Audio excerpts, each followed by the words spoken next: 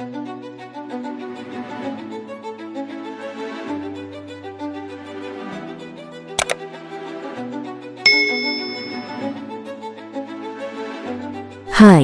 semuanya, bertemu kembali di channel Singkat Cerita. Jangan bosan ya, di sini kita bakal terus menghadirkan kisah-kisah seru, penuh emosi, dan pastinya bikin kalian terbawa suasana. Setiap kisah punya makna dan pelajaran tersendiri, jadi jangan sampai kelewatan. Cerita ini dibuat hanya untuk hiburan semata. Kalau ada kesamaan nama, tempat, atau kejadian, itu murni kebetulan dan tidak ada maksud tertentu. Biar makin semangat buat upload cerita-cerita baru. Jangan lupa dukung terus channel ini dengan like, komen, dan subscribe, ya. Dukungan dari kalian benar-benar berarti buat kami, supaya terus bisa menghadirkan kisah-kisah menarik setiap saatnya. Kalau kalian punya pengalaman unik atau berkesan, ceritakan di komentar, ya. Siapa tahu bisa jadi inspirasi buat banyak orang. Siap buat ngelanjutin kisah kali ini? Langsung saja kita mulai. Kali ini dengan judul Penawaran yang Membimbangkan. Mami Rini, yang menaungi beberapa kupu-kupu malam, kembali menghubungi Reina. Cantiknya Mami, apa kabar sayang? Suara cerianya terdengar begitu manis, penuh pesona. Baik, Mami. Mami sendiri bagaimana? Reina menjawab dengan nada hati-hati. Mami selalu baik, sayang. Apalagi kalau ada pelanggan yang mau membooking kamu dengan harga yang pantas. Seperti kemarin, jawabnya santai, seolah tiada beban. Seketika, perasaan Reina menjadi tidak nyaman. Pasti Mami Rini ingin menawarinya lagi, pikirnya. Tuan Bara baru saja menghubungi Mami lagi. Dia ingin kamu menemaninya malam ini, lanjut Mami Rini dengan suara menggoda. Mata Reina membelalak. Pria itu lagi. Sepertinya dia benar-benar kecanduan tubuhmu, sayang, godanya, sembari mengisap rokok elektriknya dengan santai. Reina menghela napas berat. Maaf, Mi, aku tidak bisa. Bunda masih lemah pasca cuci darah kemarin, tolaknya halus. Nanti Mami akan cari orang untuk menjaga bundamu, sayang. Kamu nggak perlu khawatir, bujuk Rini, tetap berusaha menekan kehendaknya. Bagaimanapun juga, ia tidak mau kehilangan pelanggan royal seperti Bara.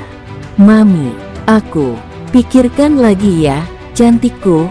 Mami kembali membujuk, suaranya lebih lembut, lebih menggoda. Bunda kamu masih butuh biaya pengobatan.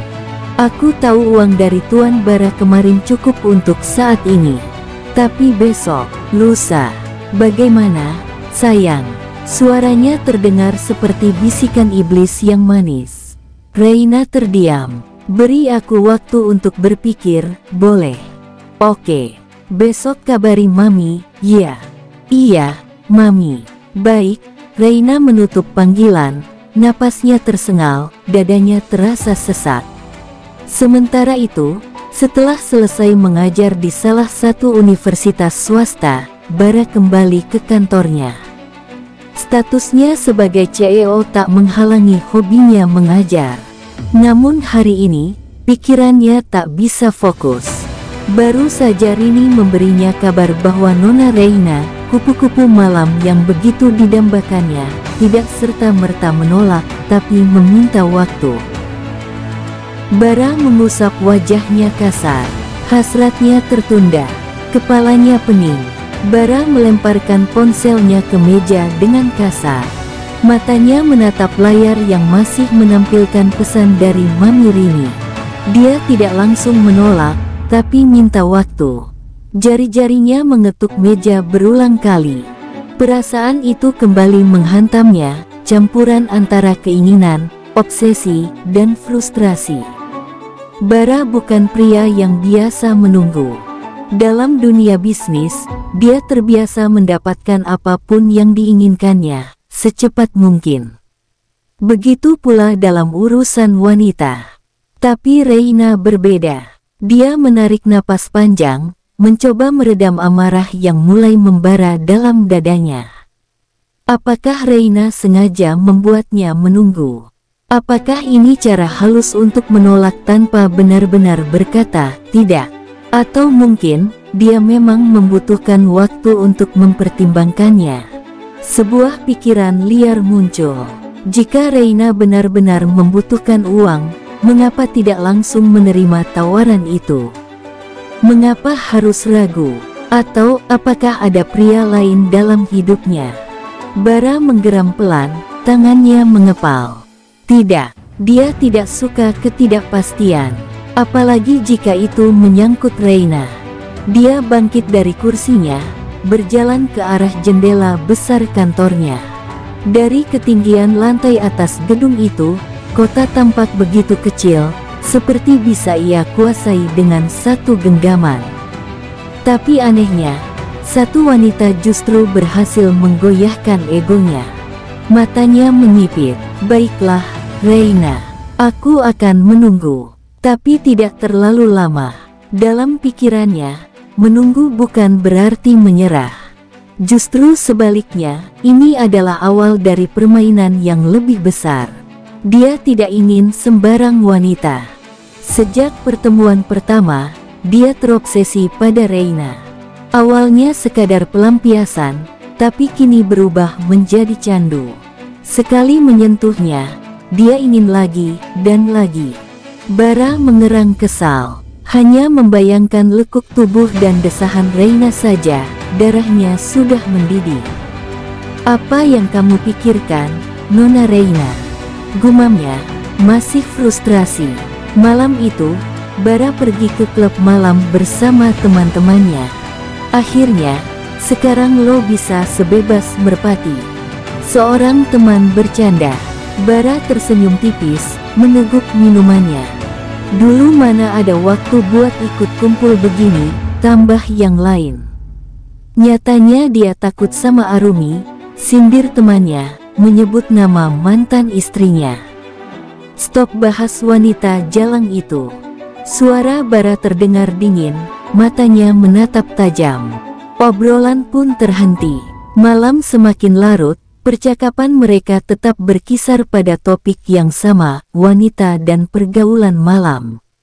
Esok paginya, di rumah sakit, Reina berpamitan pada ibunya.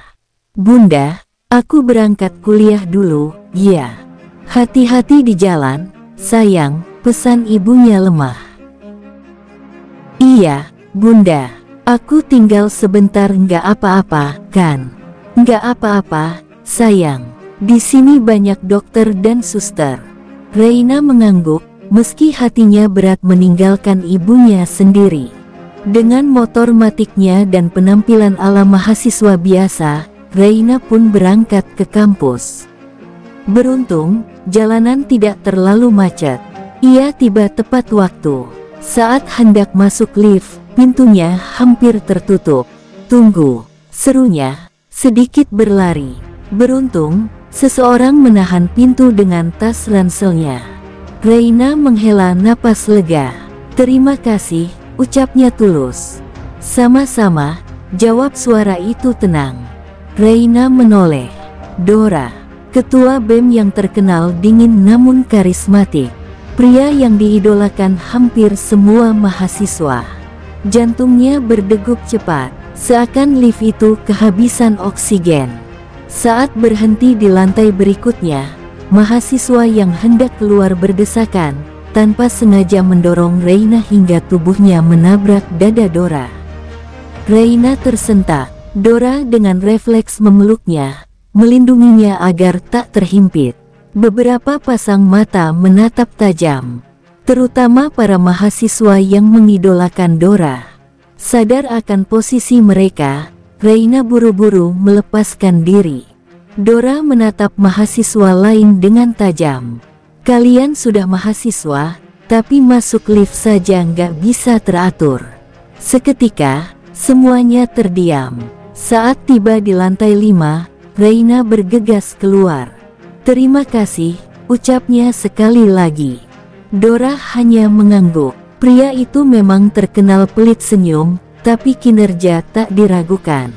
Saat tiba di kelas, seorang sahabatnya, Caca, melambai. "Kemana aja lu?" bisiknya begitu Reina duduk di sampingnya. "Bunda di rumah sakit, aku jagain dia. Gimana kerjaan barumu?